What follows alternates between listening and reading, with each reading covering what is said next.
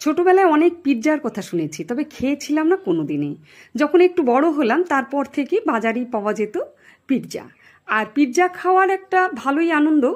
তবে বাজারে তো অনেক খেয়েছি, এখন ইচ্ছে করলো বাড়িতে বানাতে। পারবো কিনা জানি না ভেবেই লেগে পড়লাম বানাতে। সঙ্গে আমি, আমার দিদির মেয়ে আর ছোট্ট পুচকু আমাদের ঢঙ্গুরানি। তো সবাই মিলেই শুরু করে দিয়েছিলাম এই পিৎজা বানাতে। পিৎজাটা ভালো হয়েছে, খারাপ হয়নি। তবে অতটাও সুন্দর হয়নি যতটা সুন্দর হওয়ার কথা ছিল। তবে হয়েছে, একদম খারাপ হয়নি। খেতে পেরেছি খুব সুন্দরভাবে।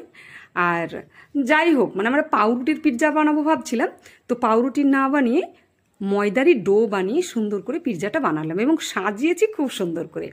তৈরিও হয়েছে খুব সুন্দর, তবে একটু শক্ত হয়ে গেছিল, বাট খেতে কিন্তু অসাধারণ হয়েছে। আর আমাদের বর্ষারানী বলেই দিয়েছে ভীষণ সুন্দর হয়েছে। তো পিৎজা মানে